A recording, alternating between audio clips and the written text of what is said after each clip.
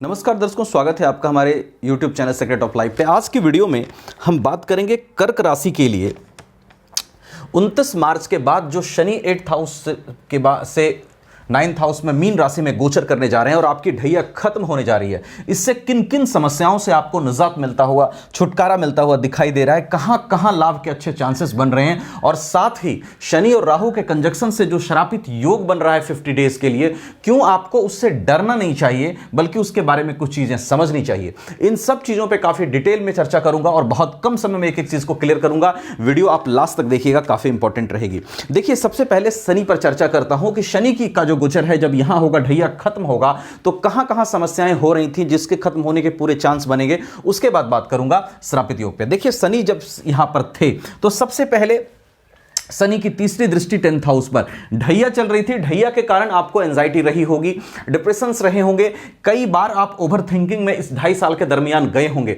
वो सब चीजें आपकी चली, और साथ ही फैमिली से आपका टकराव हुआ होगा।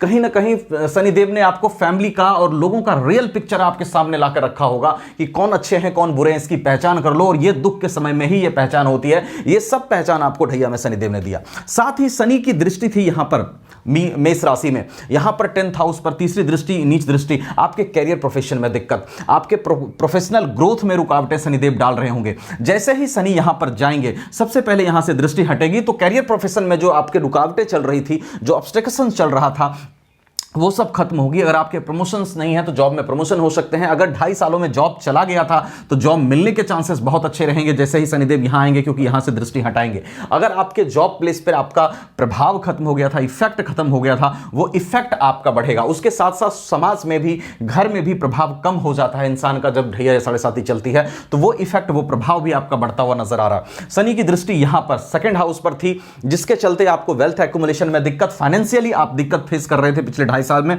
और आपको इनकम आने में दिक्कत, इनकम आ रहा है तो इनकम रुकने में दिक्कत, सेविंग करने में दिक्कत, वो आपकी दिक्कत कम पड़ती हुई नजर आ रही है, और इनकम सेव होने के चांसेस आपके बनेंगे, क्योंकि 7वीं दृष्टि शनि की यहां से हटेगी, जो कि ढैया में शनिदेव आपके लिए ज्यादा बुरा प्रभाव कर रहे थे।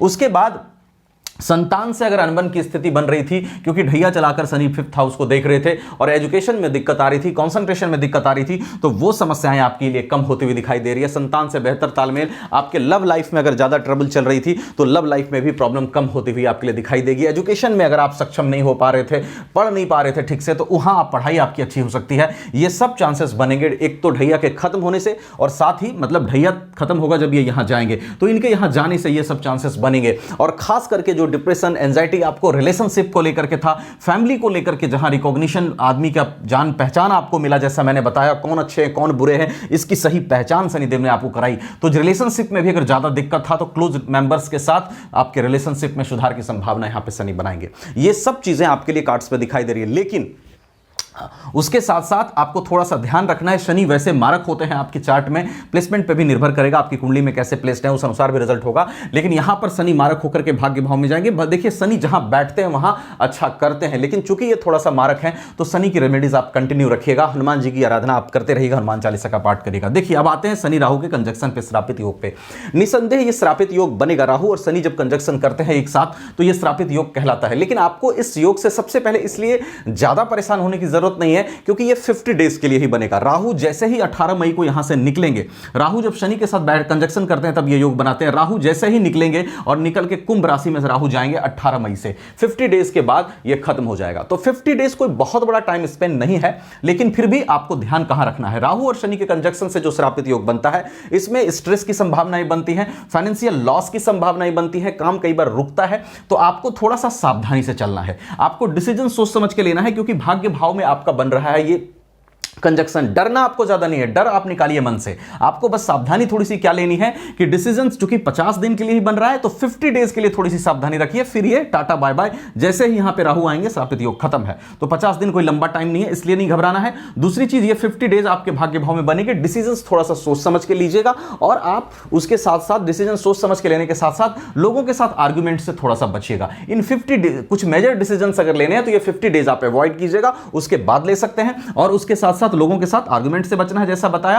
फैमिली में आप अपना थोड़ा सा पीसफुली चलिएगा, शांति से चलिएगा। और उसके साथ साथ देखिए, शनि और राहु का श्रापित योग जब बने तो सबसे अच्छा उपाय है आप शिव जी की इसमें आराधना कीजिए, भगवान शिव की आराधना कीजिए। चंद्रमा लग्नेश भी आपका मजबूत होगा, और राहु के जो नेगेटिव इफेक्ट को कम करने वाले भगवान भोलेनाथ हैं उनकी आराधना जरूर करिएगा, हनुमान जी की आराधना जरूर करिएगा। इससे इस श्रापित दोष से आपको निकलने में मदद मिलेगी, इसके नेगेटिव इफेक्ट को कम करने में मदद मिलेगी। साथ ही आप धर्म पे थोड़ा सा चलें, धार्मिक चीजों को फॉलो करें, मंदिर जरूर जाएं, इससे आपका गुरु स्ट्रांग होगा। गुरु आपका भाग्य से, जब गुरु स्ट्रांग होंगे, भाग्य से आपका स्ट्रांग होगा, धर्म पर चलने की शक्ति आएगी, तो राहु और शनि के नेगेटिव इफेक्ट भी उसमें कम पड़ेंगे। तो मंदिर अवश्य जाएं, ईश्वर की पूजा अवश्य करें, आप नित्य अपने इष्ट की आराधना करें, शिव जी की आराधना करें, हनुमान जी की आराधना करें, और डरे नहीं इससे। 50 डेज आप थोड़ा सा संभल के चलें, डिसीजंस थोड़ा सा सोच समझ के लें। मेजर डिसीजंस है तो 50 डेज के लिए टाल दें, बाकी 50 डेज के बाद राहु जब यहां आ जाएंगे ये योग आपका अपने आप खत्म हो जाएगा।